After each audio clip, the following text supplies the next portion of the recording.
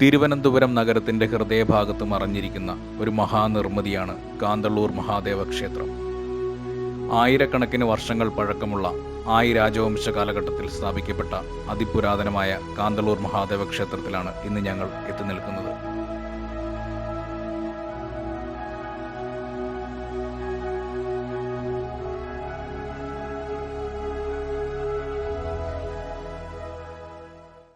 ലോകപ്രസിദ്ധ സർവകലാശാലകളായ Oxford, Cambridge എന്നീ യൂണിവേഴ്സിറ്റികൾ 10-11 നൂറ്റാണ്ടുകളിലാണ് സ്ഥാപിക്കപ്പെട്ടത്.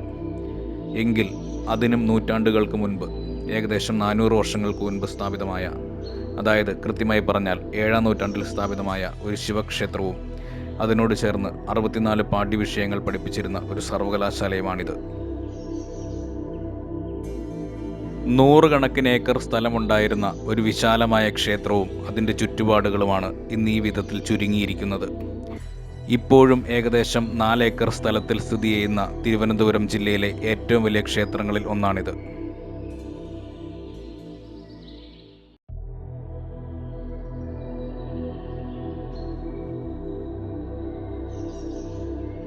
ശ്രീ പത്മനാഭസ്വാമി ക്ഷേത്രം കഴിഞ്ഞാൽ ഏറ്റവും വലിയ ക്ഷേത്രമായ കാന്തളൂർ മഹാദേവ ക്ഷേത്രം ദൗർഭാഗ്യവശാൽ അവഗണനയുടെ അങ്ങേയറ്റമാണ് നേരിടുന്നത്. തമ്പാനൂർ റെയിൽവേ സ്റ്റേഷനടുത്ത് നിന്നും കഷ്ടിച്ച് 500 മീറ്റർ ദൂരമേ ഉള്ളൂ ഈ പുണ്യസങ്കേതത്തിലേക്ക്.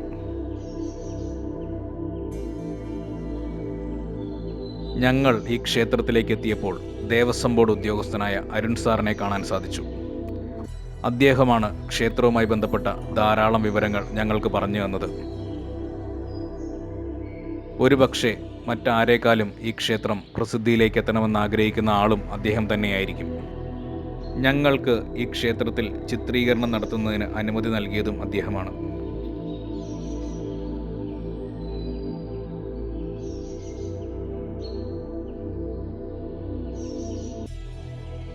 നാല് ഭാഗത്തു നിന്നും ഈ ക്ഷേത്രത്തിലേക്ക് പ്രവേശിക്കാൻ സാധിക്കും. ഈ ക്ഷേത്രത്തിലെ പ്രധാന പ്രതിഷ്ഠ മഹാദേവനാണ്. ശിവന്റെ മുന്നിൽ നന്ദിദേവനില്ലാത്ത ഒരു ക്ഷേത്രമാണിത്. പ്രൗഢഗംഭീരമായ നാലമ്പലവും വിശാലമായ മതിൽക്കെട്ടുകളും ഈ ക്ഷേത്രത്തിനുണ്ട്. ഇവിടെ 3 വലിയ ശ്രീകോവിലുകൾ കാണാൻ സാധിക്കും. ബ്രഹ്മശിവനും ശിവനും വൃത്താകൃതിയിലുള്ള ശ്രീകോവിലാണ്. വലിയ വൃത്താകൃതിയിലുള്ള ശ്രീകോവിലാണ് ശിവപ്രതിഷ്ഠയുള്ളത്. ഇവിടെ പ്രതിഷ്ഠിച്ചിരിക്കുന്ന ശിവലിംഗത്തിന് 6 അടി ഉയരമുണ്ട്. മധ്യഭാഗത്തുള്ള ചെറിയ വൃത്താകൃതിയിലുള്ള ശ്രീകോവിൽ ബ്രഹ്മശിവൻ്റേതാണ്. പ്രധാന ശ്രീകോവിൽ വലുതും വൃത്താകാരത്തിൽ ചെമ്പുമേഞ്ഞതുമാണ്. പ്രാചീന കാലത്ത് വേദപഠനം നടന്നുപോന്ന കാന്തളൂർ ശാല ഒരു ക്ഷേത്ര സങ്കേതം കൂടിയായി തീർന്നതിൽ അത്ഭുതപ്പെടാനില്ല. കാരണം വേദാഭ്യാസ സ്ഥലത്ത് ത്രിമൂർത്തി സാന്നിധ്യം ഉണ്ടാവണമെന്നാണ് നിയമം. വൃത്താകൃതിയിലുള്ള ചെറിയ ശ്രീകോവിലിന് സമീപത്തായി 2 നിലകളുള്ള മഹാവിഷ്ണുവിൻ്റെ ശ്രീകോവിൽ സ്ഥിതി ചെയ്യുന്നു. കേരളത്തിൻ്റെ തനത് നിർമ്മാണ വൈഭവം നമുക്കിവിടെ കാണാൻ സാധിക്കും. ഇതൊരു അത്ഭുത നിർമ്മിതിയാണ്. കരിങ്കല്ലിൽ കൊത്തുപണികൾ കൊണ്ട് ശ്രദ്ധേയമായ ശ്രീകോവിലിൽ ദേവാസുരയുദ്ധം, പാലാഴി മദനം എന്നിവ കൊത്തിവെച്ചിട്ടുണ്ട്. ലാസ്യഭാവത്തിൽ നാരായണീ ദേവിയും ലളിതാംബികാ ഭാവത്തിൽ ദേവിയും ശില്പങ്ങളുടെ ഭാഗമാണ്. കടുശർക്കര യോഗം ഉപയോഗിച്ച് നിർമ്മിച്ചിട്ടുള്ള ചതുർബാഹു വിഗ്രഹമാണ് മഹാവിഷ്ണുവിൻ്റേത്. മുന്നിലുള്ള മണ്ഡപത്തിൽ ദാരുശില്പങ്ങളായി അഷ്ടദിക്പാലകരും മറ്റും സ്ഥലം പിടിച്ചിരിക്കുന്നു. വിശേഷാൽ പൂജകൾ മണ്ഡപത്തിനുള്ളിൽ വെച്ചാണ് നടത്തുക. 2 നിലകളുള്ള ശ്രീകോവിലിൻ്റെ 2ാം നില മുഴുവൻ ദാരുശില്പങ്ങളാണ്. ശ്രീകൃഷ്ണൻ, ഭൂതത്താൻ, മുരുകൻ, ശാസ്താവ്, ദേവി, ഗണപതി എന്നീ ഉപദേവീ ദേവന്മാരുടെ പ്രതിഷ്ഠയും ഇവിടെയുണ്ട്. ഒറ്റക്കല്ലിൽ കൊത്തിയെടുത്തിരിക്കുന്ന ഒരു അത്ഭുത ശില്പമാണിത്. നാഗത്തെ ചങ്ങലയിൽ ബന്ധിച്ചിരിക്കുന്നതാണെന്നേ ഇത് കണ്ടാൽ നമുക്ക് തോന്നുകയുള്ളൂ. ഈ ശില്പത്തിൻ്റെ ഐതിഹ്യം ഇതാണ്. ഈ പ്രദേശത്ത് ധാരാളം നാഗങ്ങളുണ്ടായിരുന്നു. ധാരാളം ആളുകൾക്ക് നാഗദംശനമേറ്റപ്പോൾ ഒരു സന്യാസി ഇവിടെ എത്തുകയും നാഗങ്ങളെയെല്ലാം ഈ ശില്പത്തിലേക്ക് ആവാഹിക്കുകയും ഇവിടെ പ്രതിഷ്ഠിക്കുകയും ചെയ്തു. ഇനി എന്നെങ്കിലും ഈ ശില്പത്തിന് നാശം സംഭവിച്ചാൽ ഈ പ്രദേശത്ത് വീണ്ടും നാഗങ്ങൾ എത്തുമെന്നാണ് വിശ്വാസം.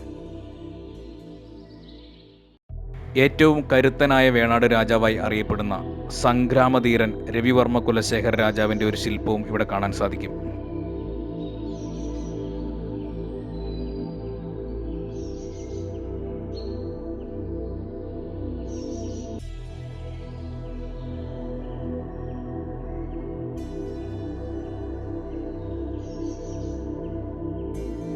ഈ ക്ഷേത്രത്തോടനുബന്ധിച്ചാണ് കാന്തളൂർ ശാല എന്ന പുരാതന സർവകലാശാല സ്ഥിതി ചെയ്തിരുന്നത്. ദക്ഷിണ നളന്ദ എന്നറിയപ്പെട്ടിരുന്ന ഈ പുരാതന സർവകലാശാലയുടെ ഖാദി ലോകമെമ്പാടും വ്യാപിച്ചിരുന്നു.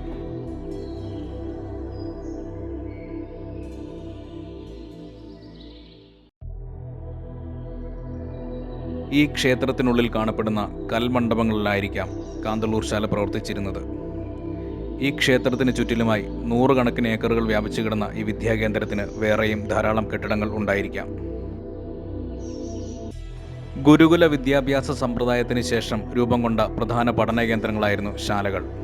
നാട്ടിൽ പലയിടത്തും ശാലകൾ ഉണ്ടായിരുന്നുവെങ്കിലും ഇവയിലൊക്കെ ഏറെ പേരുകേട്ടത് കാന്തളൂർ ശാലയായിരുന്നു.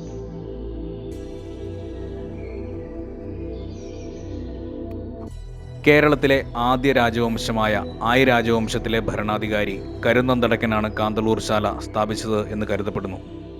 തുടർന്ന് അധികാരത്തിലെത്തിയ രാജാവായ വിക്രമാദിത്യ വരഗുണന്റെ കാലത്ത് വൈജ്ഞാനിക കേന്ദ്രമെന്ന നിലയിൽ കാന്തളൂർ ശാല ലോക പ്രശസ്തി ആർജിച്ചു. സ്വയംഭരണ സംവിധാനമാണ് കാന്തളൂർ ശാലയിൽ നിലനിന്നിരുന്നത്. 1200 വർഷം മുമ്പ് രൂപം കൊണ്ട ഈ മഹാശാല വെറും പ്രാഥമിക വിദ്യാകേന്ദ്രമായിരുന്നില്ല. ഉന്നത പഠന കേന്ദ്രമായ ഇവിടെ ആയുധ പരിശീലനത്തിന് പുറമെ നിരീശ്വരവാദം ഉൾപ്പെടെ 64 പരം വിജ്ഞാനശാഖകളും പഠിക്കുവാൻ അവസരമുണ്ടായിരുന്നു. നളന്ദയിലുള്ളതിനേക്കാൾ ഏറെ വ്യത്യസ്തമായ വിഷയങ്ങൾ പഠിപ്പിച്ചിരുന്നതിനാലാവാം ദക്ഷിണ നളന്ദ എന്ന വിളിപ്പേര് ഇതിന് കിട്ടിയത്. ഈ ക്ഷേത്രത്തിൽ കാണപ്പെടുന്ന ശിലാലിഖിതങ്ങളെക്കുറിച്ച് ഇപ്പോഴും കൂടുതൽ മനസ്സിലാക്കാൻ ചരിത്രകാരന്മാർക്ക് സാധിച്ചിട്ടില്ല. പഠനങ്ങൾ നടന്നുകൊണ്ടിരിക്കുന്നു. അതുകൊണ്ട് തന്നെ ഈ ക്ഷേത്രത്തിൻ്റെ കാലപ്പഴക്കം നിർണ്ണയിക്കുക എന്നത് അസാധ്യമായ കാര്യമാണ്. കാന്തളൂർ ശാലയിൽ പണ്ട് വേദപാഠശാലകൾ നടത്തിപ്പോകുന്നതെന്ന് വിശ്വസിക്കുന്ന വിസ്തൃതമായ ഹാളുകൾ ഇന്നും നാലമ്പലത്തിനുള്ളിൽ പ്രവേശിച്ചാൽ 2 വശത്തുമായി കാണാം.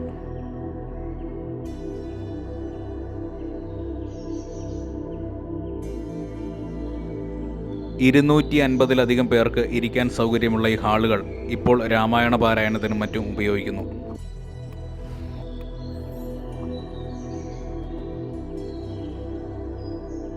ഇവിടെ ഉത്സവം കുംഭമാസത്തിലെ ചതയനാളിൽ കൊടിയേറി തിരുവാതിരയ്ക്ക് ആറാട്ടായി അവസാനിക്കുന്നു.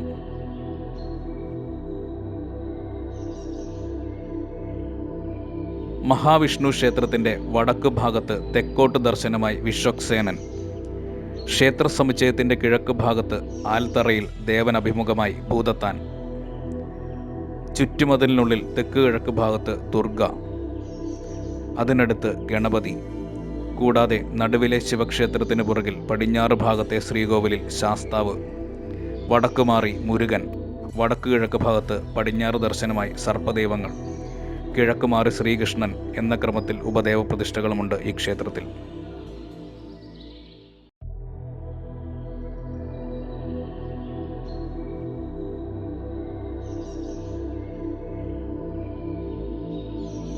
വടക്കേ ഇന്ത്യയിൽ വരെ ഈ വിദ്യാപീഠത്തിൻ്റെ കീർത്തി എത്തിയതിന് തെളിവാണ് AD 778 രചിക്കപ്പെട്ട കുവലയമാല എന്ന ജൈനകൃതി. രാജസ്ഥാനിലെ ജാബലിപുരത്ത് ഉദ്യോധന സൂരി എന്ന ജൈനഗുരുവാൽ രചിക്കപ്പെട്ടതാണ് ഈ പ്രാകൃത ഭാഷാകൃതി. കുവലയമാലയിലെ നായകൻ കേരളത്തിലെ വിഴിഞ്ഞത്ത് എത്തിയപ്പോൾ അവിടെ ഒരു സർവചട്ടനാ മഠം കാണുന്നതായി പറയുന്നു. സർവചട്ടനാ മഠം എന്നാൽ സർവകലാശാല തന്നെയാണ്. 14-ാം നൂറ്റാണ്ടിൽ രചിക്കപ്പെട്ട അനന്തപുര വർണ്ണനം എന്ന കൃതിയിലും നേരിട്ട് കാന്തളൂർ ശാലയെക്കുറിച്ച് പരാമർശമുണ്ട്.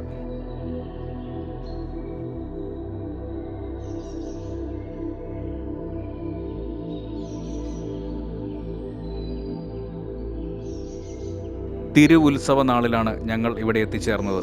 ലോകമെമ്പാടുമുള്ള ചരിത്ര ഗവേഷകന്മാർ നിർബന്ധമായും കണ്ടിരിക്കേണ്ട ഒരു ക്ഷേത്രമാണിത്. കേന്ദ്ര സംസ്ഥാന സർക്കാരുകളും ഈ ക്ഷേത്രത്തിൻ്റെ പൗരാണികത കാത്തുസൂക്ഷിക്കാൻ പ്രത്യേകം ശ്രദ്ധ കൊടുക്കേണ്ടതാണ്. ലോകം മുഴുവൻ ശ്രദ്ധിക്കേണ്ട ഈ ക്ഷേത്രം അവഗണനയുടെ പടുകുഴിയിലായത് വിധിയുടെ വിളയാട്ടമായിരിക്കാം. ത്രിമൂർത്തി ചൈതന്യം തുളുമ്പി നിൽക്കുന്ന ഈ ക്ഷേത്രത്തിൽ ഒരിക്കൽ എത്തിയവർ വീണ്ടും വീണ്ടും എത്തുമെന്ന് ഉറപ്പാണ്. ഈ ക്ഷേത്രത്തിലെ ശില്പചാതുര്യത ബൃഹദേശ്വര ക്ഷേത്രത്തെക്കാളും കൈലാസനാഥ ക്ഷേത്രത്തെക്കാളും വിരൂപാക്ഷ ക്ഷേത്രത്തെക്കാളും ഒരുപടി മുന്നിൽ നിൽക്കുന്നതാണ് എന്ന് ഇവിടെ എത്തിയാൽ നിങ്ങൾക്ക് മനസ്സിലാക്കാൻ സാധിക്കും. മഹാവിദ്യാലയങ്ങൾ മാത്രമല്ല, സാമൂഹിക വിവേചനം കൂടാതെ സാധാരണ ജനങ്ങൾക്ക് വേണ്ടി നാട്ടുപള്ളിക്കൂടം വഴിയുള്ള വിദ്യാഭ്യാസം കൊണ്ടുവന്നതും ശാലകളാണ്.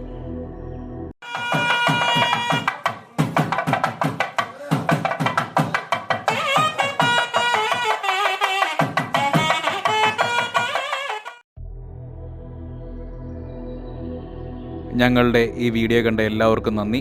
മറ്റൊരു വീഡിയോയുമായി വീണ്ടും കാണാം.